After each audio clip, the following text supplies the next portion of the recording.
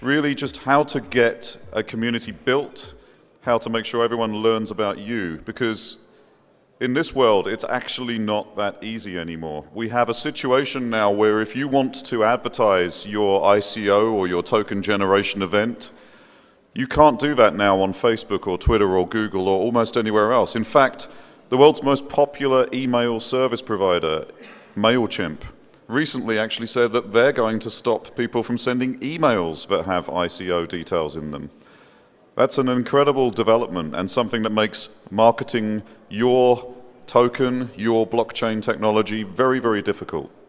So we're going to talk about how to make that an awful lot easier using PR, using press, using journalists, and some alternate ways. We'll get into some of the other ways that we can tell everybody about what we're doing, because if you don't tell everyone about what you're doing, you won't build a community, and if you don't build a community, you won't get a result when you do have your generation event. So, without further ado, I'd like to invite all of our panelists to join me, and I'll start by asking them to explain who they are. So please welcome our panel. Motti.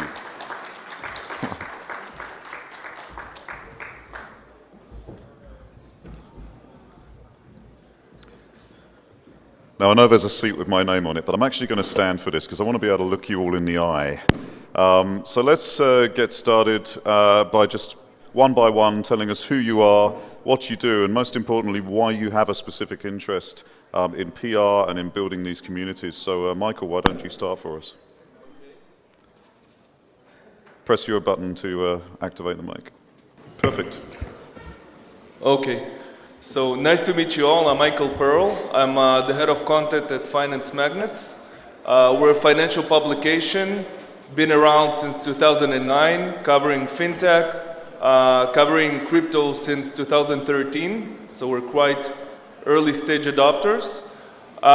In terms of the substance, I think that the main change that happened after the various social networks, MailChimp, most recently Bing, restricted ads for cryptocurrencies for ICOs, is basically that content became much more important now. It became much more central in your marketing efforts and in your efforts to outreach and to reach audiences and to onboard clients. I think that marketing, content marketing, is a very central thing now. We have to be very proactive, and you can't rely only on banners and on technology to just advertise and to reach out to audience. You need to be very smart on how you create the content and which outlets you use to spread the word. Obviously, SEO providers and PR companies have become much more important. I know that Motti is probably going to be happy about me saying that, but I also think that my personal profession as a media outlet, I think that we became much more relevant right now, and that allows you to spread the word and to build a more complex, more in-depth message for your audience. Excellent, thank you. Motti, would you like to do the same? Of course. So my name is Motti Pe'el, and I'm the co-CEO of Plan 2.0. We are a global-facing PR agency, headquartered in Tel Aviv with offices in Boston, Massachusetts. We're operating for 12 years now, since 2006. We have a lot of experience. I would say that we're working with about 100 startups per year. You know, startups, they come, they go, they open, they close, they run out of money. So we already work with over 1,000 companies. Early last year, I've discovered the potential of us working with blockchain and crypto companies. So I made a move on it and established a unit dedicated to their needs. Hired a couple of Bitcoin maximalists in order to instantly inject the necessary knowledge into the agency. And then we kept on doing what we were doing for over a decade, the top-notch technology PR. Very quickly, we found ourselves working with some of the best names in the sector. To name a few, we are working with IOTA. We are working with Bancor, had a successful ICO of $153 million. We are working with Siren Labs. who spoke here before, raised $157 million. Status IM, $100 million. Just last week, our client PumaPay completed a $117 million ICO. HDAC, it's a Korean company, a subsidiary of Hyundai. With them, we raised $250 million, and over 25 other very, very successful ICOs. So we have a lot of experience, and I will discuss with you throughout the panel what is it that we're doing for them. I'm also working very closely with Stewart and Michael. I'm very happy to be here. Excellent. Thank you, Motti. Paris. Hi, everybody. Paris Childress. I'm the founder and I operate a digital marketing agency called Hop Online. We're based in Sofia, Bulgaria, which is not too far from here, with a lot of cultural ties as well.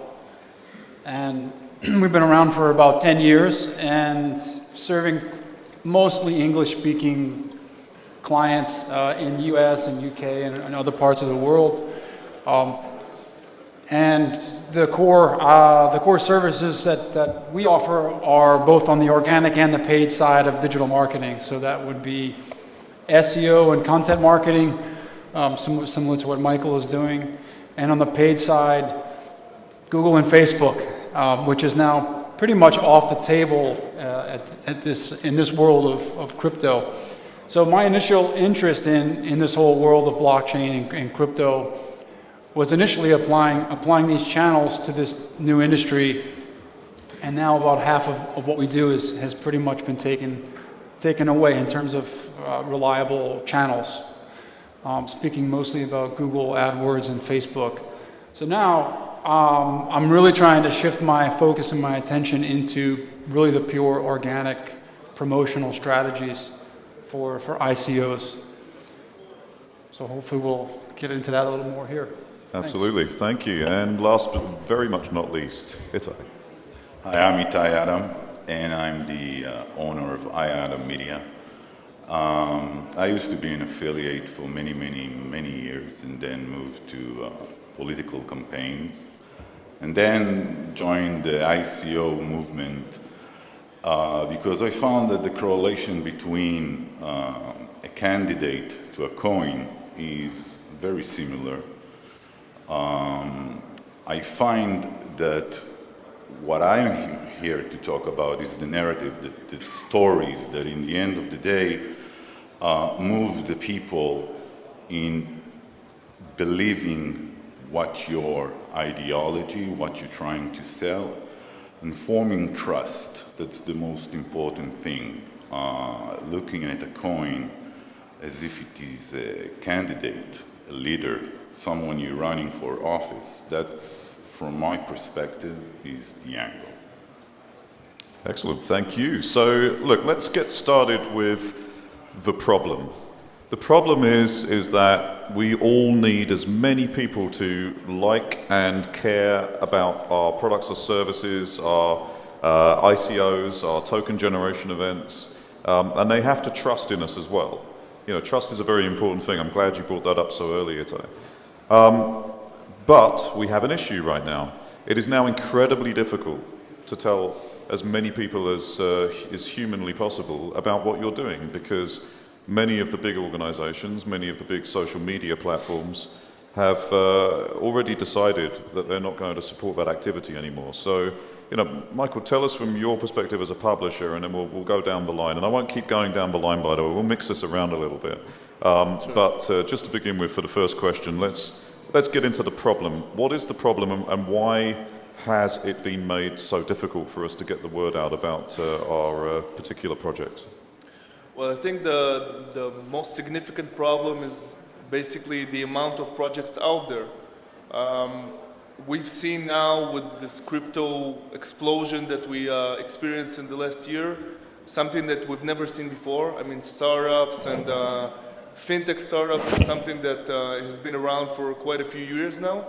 But with the crypto industry, there are so many projects, and it's really hard to tell who is a scammer and who is not, who is for real and who is not, who is here to stay and who is not. So I think that, you know, moving on to the point where I give my tips and tools for people to how to reach out to an audience, I think that the first thing that you need to do is to cut the buzzwords. I mean, using decentralized, democratized, tokenized is something that is really outdated. I know it's funny to say outdated because it's only been here for a year, but it's very hard for us, even as people who are well-versed in this industry, to understand what's behind the buzzwords, let alone for people who are not, for the wide audience to understand what are you doing. So I would say, first of all, cut the buzzwords. Just speak freely and explain what are you doing, what's your message to the world. As Itay said, the same way as a politician does, okay? You need to speak in a very simple way to make the people understand. The second thing that I want to say is you need to explain why blockchain. Okay, that's a question that is not asked enough. Why blockchain? Why couldn't you do what you're doing using some other platform or the older platforms that are out there? Why not being just, okay, if you transfer money, why not doing it as any other fintech project?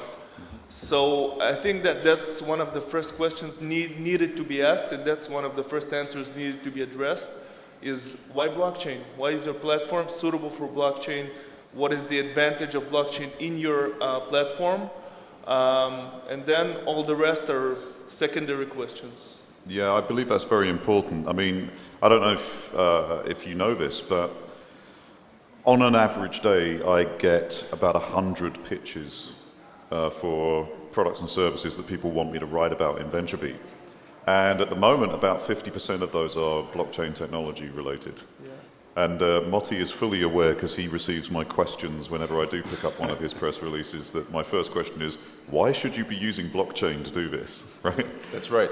Why not just do it in any other traditional way? It's very important. I'm glad you brought that up. Motti, what's, from your perspective, as somebody that is sending these press releases out to journalists and asking them, are you interested in this? Can you write about this? What are some of the things that you do in order to get our attention and make sure that we pay attention and take notice? Yeah, so even before that, just like you get 200 pitches a day, I get about 10 white papers per day.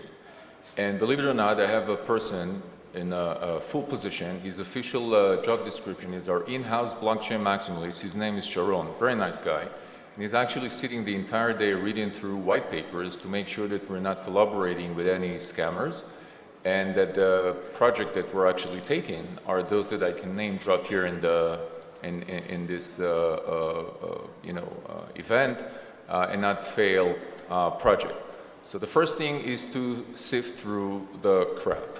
And once you get a project, you need to make sure that they rise above the crowd, because nobody cares about another project that is claiming to transfer value from one person to another, or another entity to another. You need something unique.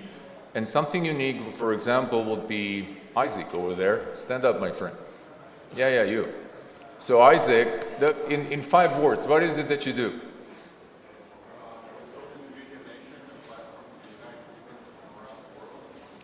Vegan Nation. They're going to unite vegans around the world. How can you ignore that? That's amazing. Right. That's amazing. I call it that you need a bazooka. All right? You need something that people are going to say, so these are the people who had this and that on their board, or so the thing that the press would like, to my opinion, would be somebody who's very famous. So Nimrod gave us the example. They took famed soccer player Messi, and actually the first stunt was applied by stocks, and their former CEO is here, Ophir, somewhere, or not. And they took famed boxer Floyd Mayweather to vouch for the company, and that makes a lot of noise. So while I was trying to chase journalists and everybody ignored me, while Floyd joined the company, I had Business Insider actually calling me in order to get feedback. Another example would be a collaboration between the new and exciting blockchain world and the old school conventional economy style companies. So for example, Winding Tree, our client, collaborating with Lufthansa, that's an interesting story for crypto and other publications as well. If you have Banco, for example, another client of mine, when you have, as a chairman of your foundation, Professor Bernard Lietaer, a guy who literally invented the euro as your chairman, then nobody can ignore you. So that's the bazooka. Make sure to have one. Excellent, thank you. So, Paris, you know, you have maybe a different perspective on this, and you know, really just getting the attention of people. One of the big problems, of course, is the fact that we're not allowed to now advertise through Facebook, through Google. How has that affected you and that side of your business, and what are you doing to fill the gap? Well, first of all, I'm not entirely convinced 100% that these channels are off the table completely. The buzzwords are off the table. There's going to be terms that are absolute blacklisted to be included in your ads and creatives.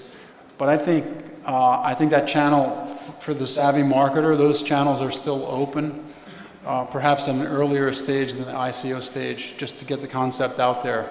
So like for the Uniting the Vegans of the World, if that was my headline, that's not going to get blocked by Google or Facebook. My goal initially would be, my first and most important KPI at the start of a campaign for an ICO or a blockchain-based startup would be to acquire email addresses and build an email database, because this is one asset that you will always own. This is one audience that you will always own. Your Facebook audience could be taken away in a heartbeat, so could your Google remarketing audiences, whoever else. You don't know how they're going to change the rules in the future, but your email database is yours. That is an owned asset, and you will be able to communicate through email indefinitely with those people. And I think that's a major part of a strategy at the start, which is what is cost per email acquisition. And you mentioned MailChimp banning. That was a surprise. I hadn't heard about that. But I can't imagine that email marketing as a channel is going to be also restricted here. I believe in that. And I think even since the beginning of digital marketing, historically, email marketing is the sleeping giant. It really usually delivers the highest ROI. So that's how I would approach it. You're absolutely right, by the way. I mean, as well as being a journalist, I'm an analyst at VentureBeat, and one of the things I've been analyzing for many, many years is the entire world of marketing technology. And it is still true that email is the highest return on investment of any marketing channel available. Partly that's because it's the easiest to measure, by the way. It's easy for us to measure return on investment on email because we know how many people saw the email, how many people clicked through the email, how many people went all the way through to the checkout and bought something from the email. We know all of that. It's much, much harder to measure a television advertisement, for example, where you don't know who's watching the screen. And you certainly don't know if they've gone through to their smartphone and placed an order, unless you do some really, really clever stuff. So email is incredibly high ROI, but we mustn't put it on a pedestal too much because it's incredibly easy to measure as well, and that's the reason. We'll pick up on email in a little bit because I feel like we should mention those 4 letters that everyone is seeing in their emails right now, which is GDPR, so we should discuss that for a second. But first, Itay, you brought up an interesting thing about coin as a candidate. I really like that entire concept, but I want to just challenge you on something and get your thoughts on this. Whenever we do put something out to the masses, whether it's via email marketing or whether it's because somebody like VentureBeat has covered the story and now everyone knows about it, what invariably happens is that some people who don't like that coin go out there and start spreading FUD, fear, uncertainty, and doubt about that coin. They'll be on Twitter saying, oh yeah, this is great news, but don't you know this is a really bad idea because, and then they'll come up with all sorts of fake reasons, you know, why you shouldn't invest in that coin. And it happens every single time. There's a spike in interest, and there's immediately a spike in FUD. That seems to be very much in line with a lot of political campaigns right now, right? We have a candidate go out.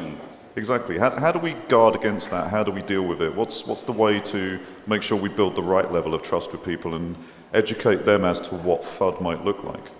Well, first you need to find the right candidate. I mean, there are 4 people on this stage. If I'm a campaigner and I want to run someone to office, I'll pick Motti because he looks like Superman and everyone can relate to it. The candidate is the story. I mean, the coin it's just like Motti said, it's the bazooka. If you have a coin for vegans, you have a coin for vegans, it's a story. Now you need to break this story into many segments and run just like a book of scenarios that can happen or won't happen. And I think that's your angle, that's the approach, that's the way you tackle this. Michael, have you seen this concept of whenever there's press on a particular coin, there's also lots of people who get angry about it? And how have you dealt with that?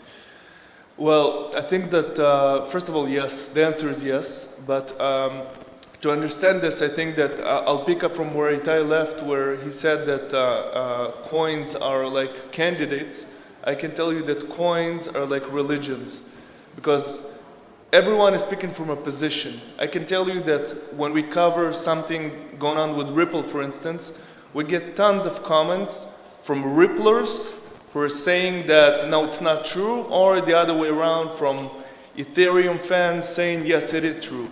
So in this world where people are speaking from a position because they invested their best money in it, you have a lot of fake news, you have a lot of misconceptions.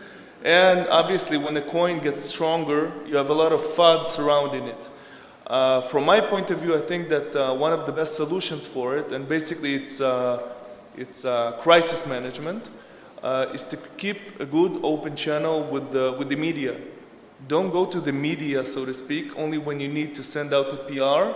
Keep an open channel, because when something happens, I need to verify this. I think that my goal is to bring truth to my audience, to my readers, to my readership. In order to do that, we need to have an open conversation, because if you messed up, if you have some backdoor in your protocol, then we can discuss that, and then we can spread the word and say, for instance, how can we fix it? How will you reimburse your audience after a hack? So there are ways to deal with that. Crisis is sometimes a chance, but by being unprofessional about this with regards to you handling the media, you can do a lot of damage. Or, on the other hand, you can use it for your own good, even when you are in the crisis. Motti, is that relationship with the media, which I know you do a fantastic job of just keeping in touch with everybody all of the time. I've been on the other side of that. I've seen you in action. So, I see that for myself. I get that. But at the same time, a lot of these particular projects have a really rabid, amazing community. I mean, the one that springs to mind for me immediately is IOTA, which I know you have experience of. Every single time there's a piece of news about IOTA, there are 10,000 people talking about it online in a very positive sense. Do you need to work as hard with journalists now when there's a community that big and you can let the community do the work for you, or do you still have to keep those maintain those relationships behind the scenes anyway? Actually, in order to have your microphone. Yeah. In order to have a successful project, you need to have 3 components in place. So obviously PR is essential. To my opinion, is the most important, but I'm not objective.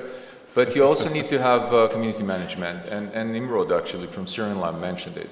They're going to be your ambassadors. And as Michael said, they're talking from the position, because most of them are token holders, and they're going to do the work for you, but also paid media is essential.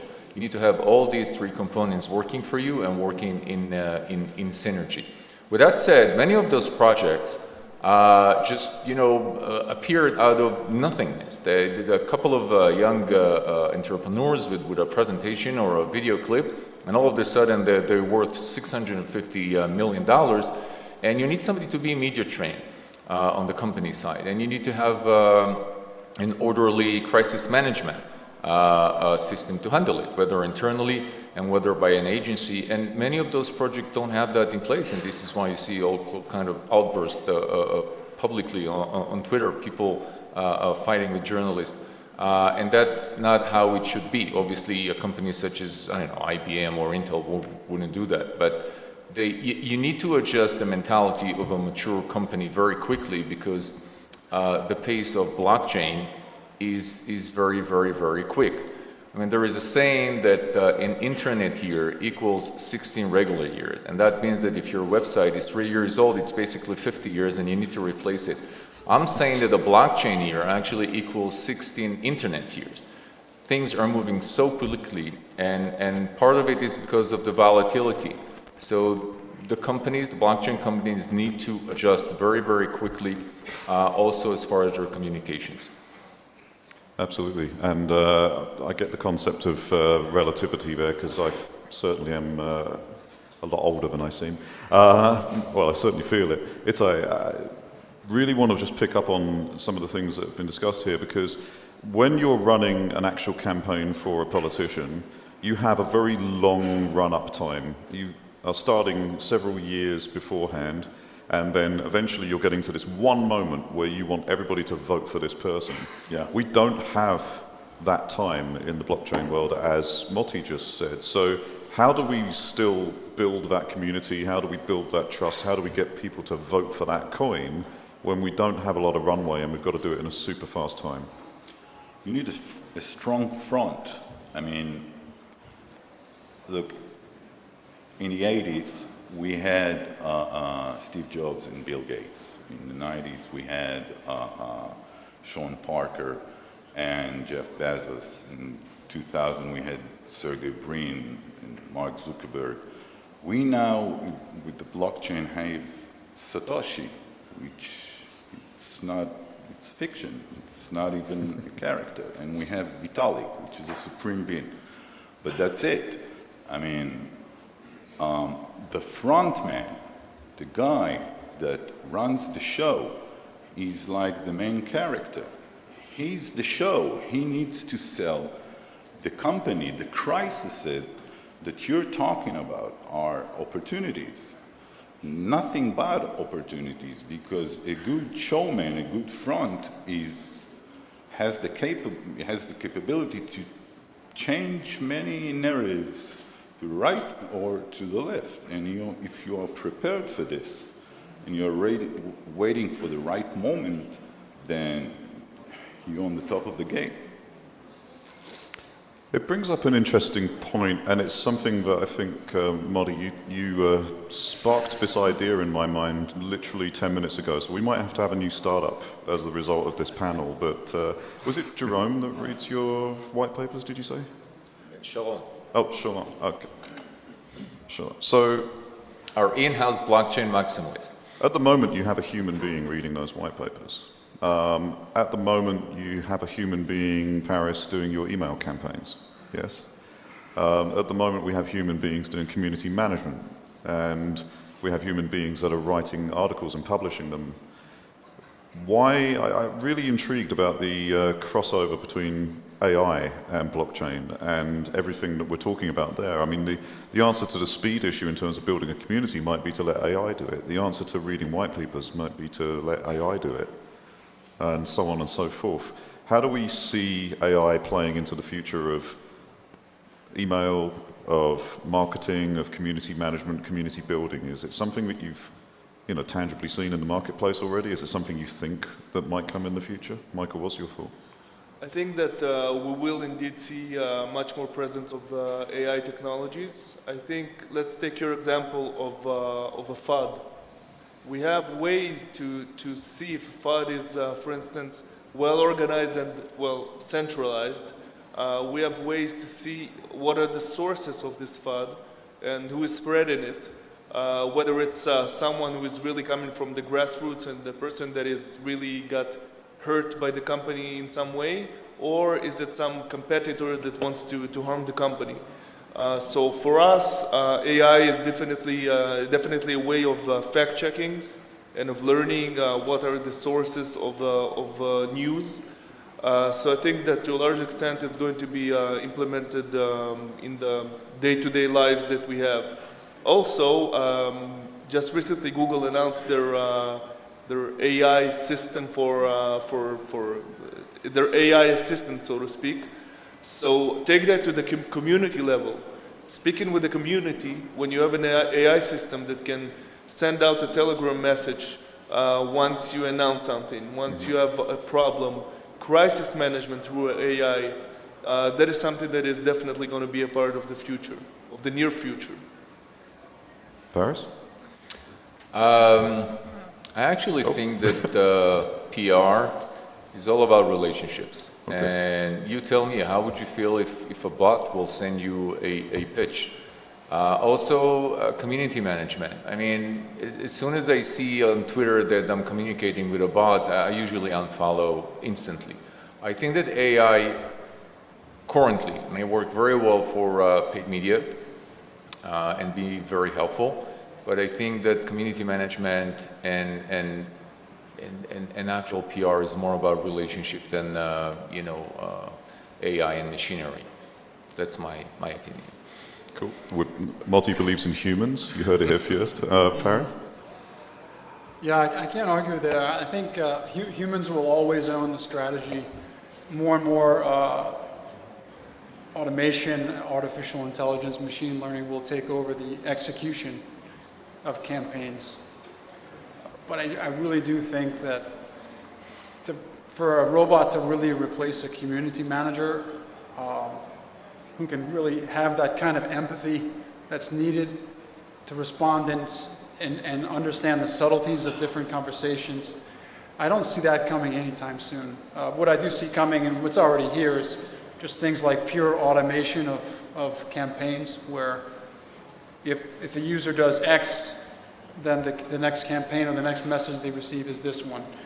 And you can map that out in advance, but still that strategic mapping I think it needs to be done still by humans, and that won't change anytime soon. And Itay, we've already seen very recently, over the last couple of years, and it became big news extremely recently, that people have been using AI and machine learning to understand who is maybe slightly left of center, and then feed them enough news so that they become slightly right of center.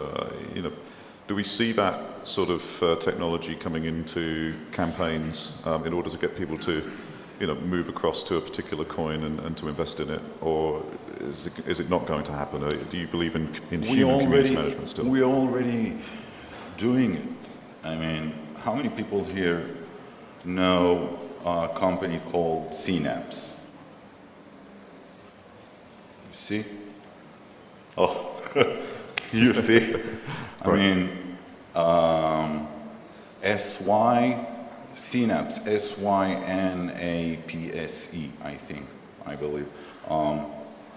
So that's a company campaigners use in order to move things faster.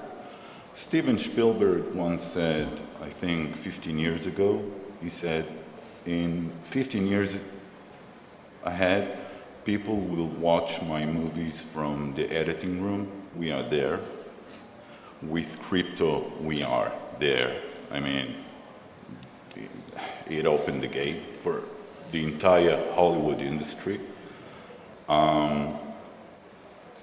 If you look at it, AI is going to change a lot. I think that the teams will be smaller.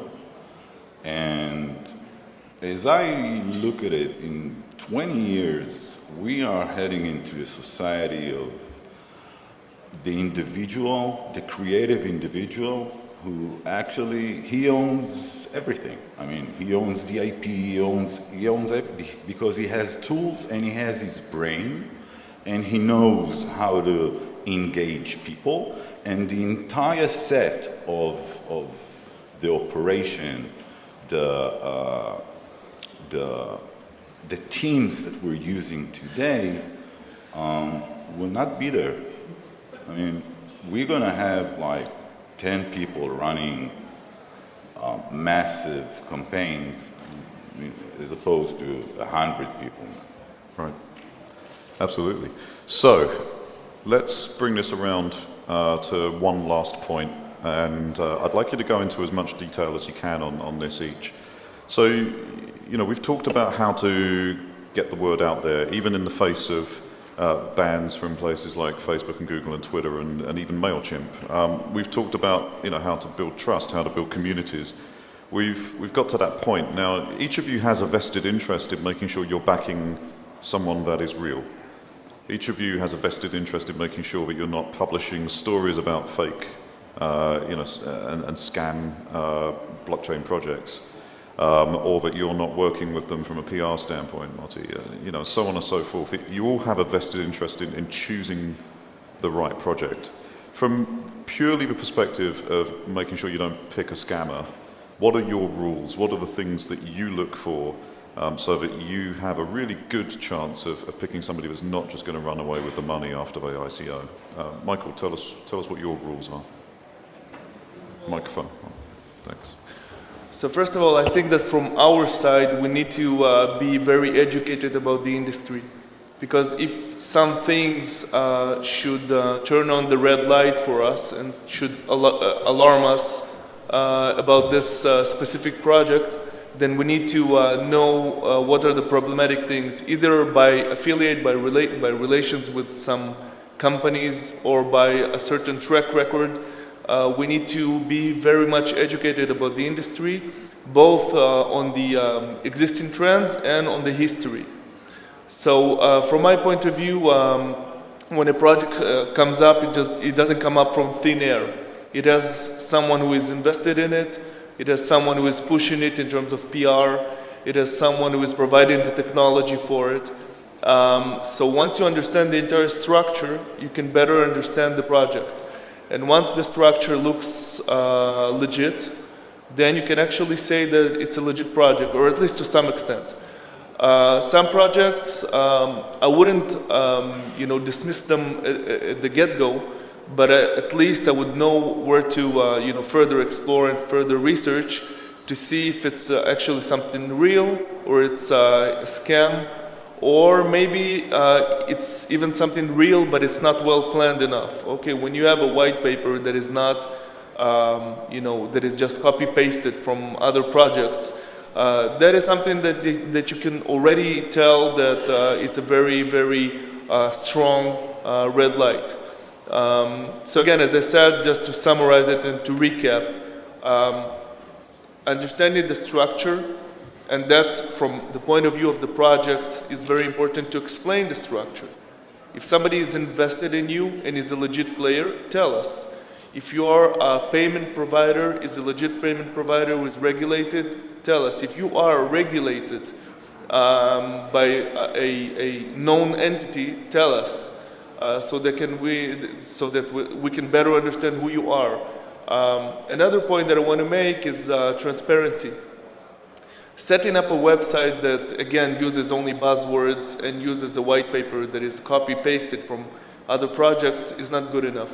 One of the points of our vetting process is going to the website, obviously. And by the way, not only us, your clients also go to the website to see who you are. They go to your landing page. You need to set up a proper website, and you need to be transparent with the public. Either by the website or, and I'm going back to the community issue, on your Telegram group, on your Reddit, your subreddit, you need to be fully transparent, and that is something that will be good for us as a media publication and for your audience. Fantastic, thank you. Motti, what are the things you're looking for before you'll actually work with a company? Yeah, well, Michael summed it up beautifully. The only thing that I want to add is that we're also looking into the viability of their token economy to see that it can actually stand and function. Not only because we're trying to filter out scams, but also we would like to attach ourselves to successful project. But Michael pretty much summed it up. Perfectly. Paris, anything different that you're looking for, or anything that you need to add on top of that, just to make sure that you're working with real people? Well, it always helps if I know the people personally, or I've had some history with them. But also, I would really like to see a product, if possible. And even if it's an MVP, better than just an idea. And I know that flips the whole thing maybe on its head here, because, well, normally you have an ICO to raise money to build that product, but what about raising some VC money? Take Krypton Capital has VC money to invest. Build an MVP with that, and then do an ICO at a slightly later stage after you've got a user base and a real product, that takes out probably 95% of the uncertainty, which is what I think these guys from Junk are doing that are here today. That's an alternative route to take, where you could postpone it. You can maybe the founders would dilute themselves a little bit with the VC round ahead of an ICO. But I think that adds a lot of legitimacy to the whole thing, in my view.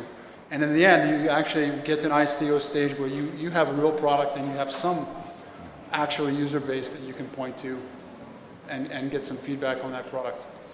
Yeah, I mean, one nice thing about those companies that do get pre-ICO funding, especially from a VC or from an angel, is that at least you know somebody has done due diligence on that organization, and they probably wouldn't have given them a seed round unless, you know, if they'd found something that was suspect, right? So, yeah. I'm looking at technology.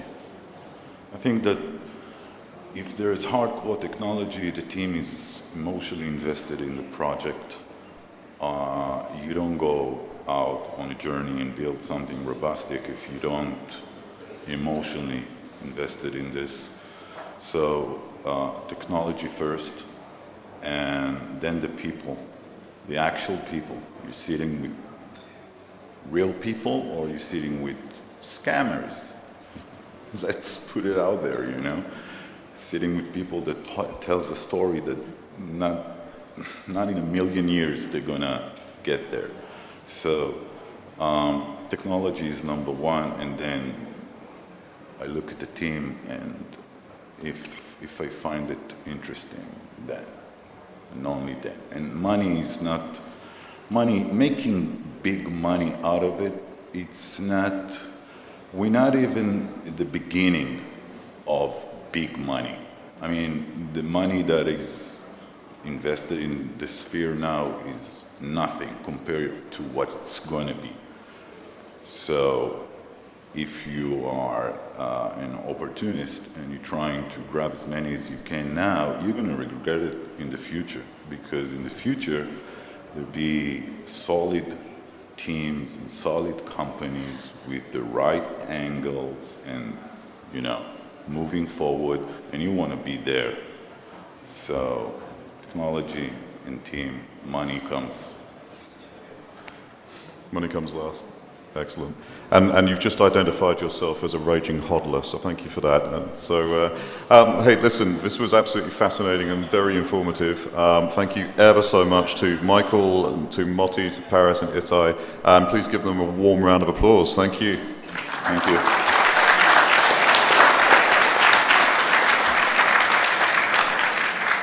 And now I believe we were the people that were standing between you and lunch, and we are no longer doing that. So, we're going to do questions as well. We have time for questions. Fantastic. I'm sorry, I just assumed everybody wanted to eat, Elisa. So, do you have any questions for our wonderful panel? We will run a microphone out to you, so don't start talking until you have the microphone. Yes, over there.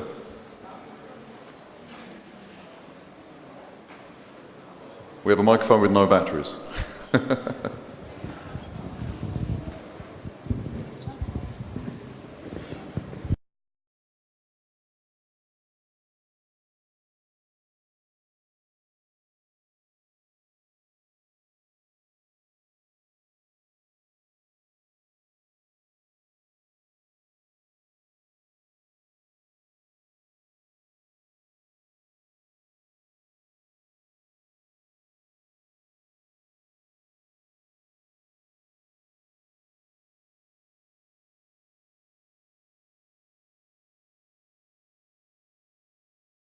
Again? Just the question part.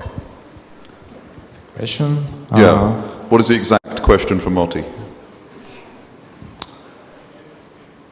About the attraction of Messi and Mayweather. Oh, Messi. Messi is Syrian's presenter. Nwodo, is still here? No, and he was contracted for 2 years, and he's going to do commercials on TV and billboards and everything. So this is just merely the beginning, and he was very helpful. with, again, peaking above the crowd in the ICO, because everybody remembers, oh, so this is the project with Messi. But this is a very long-term relationship, and the company paid a lot of money for it. So far, it's been very successful. So it was one-time remuneration, or he has a token sale share in coins? Oh, I don't know what's the compensation model. I don't work with the company, but at the company, but with the company. Okay. I'm sure that he got a lot of money. It's not cheap. Yes, there's one thing we know about Messi is he's not cheap. That's for sure. Any more questions? Please wait for the microphone. We're running it around to you now, just over here. We need the microphone to be on. Can we make sure it's on?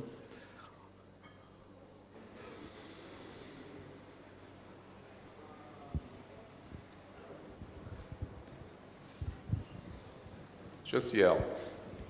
Hello, can you hear me? No. Hello. Раз, два. Yes, shout.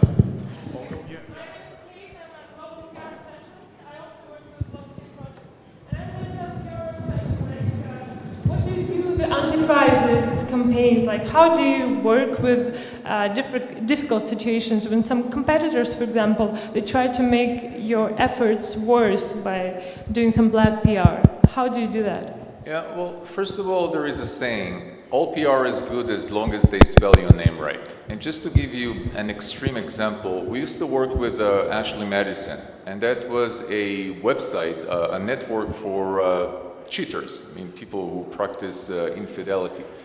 And the website was hacked, and their entire database was got public.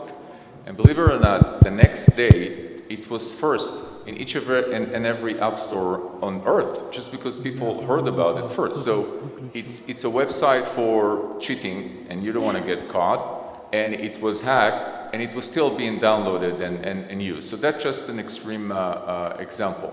If you're doing something right, you'll have haters. So I'm not afraid of it. You need to have a proper crisis management system in place, and believe in what you do, and everything will be fine. If someone tells like you're a scam and it's not true, how do you work with those haters? So you just communicate the credibility of the people and the team and the product and the idea and the token economy, and you should trust what you're doing. Okay, thank you. Of course. Itay, any extra perspective on that? I believe that crises are fun. I mean, crises are opportunity, and if you have someone that's trying to tackle you, it's an opportunity, because having an enemy, an opponent, it's always great for the story. So it's an angle. So I'll add a little extra on that as an analyst, with my analyst head on. The recent furore over Cambridge Analytica has had zero effect on Facebook whatsoever. We've looked at the data, it's had no effect on them at all. Does everyone remember in here when the Samsung Note was blowing up and they wouldn't let you take it on a plane because it was catching on fire? Yeah. That speeded up the sales of the Samsung Note. They sold more of them. It didn't have an effect. It doesn't have an effect. And the reason it doesn't have an effect is because every scam that is out there, every scandal that's out there, actually only gets read by a very small amount of people in an echo chamber. The mainstream consumer doesn't even know it's happening. And so you have to have the right crisis management, as Motti says, but you shouldn't be worrying about it too much. It's, you know, if people are talking about you, they're lifting you up.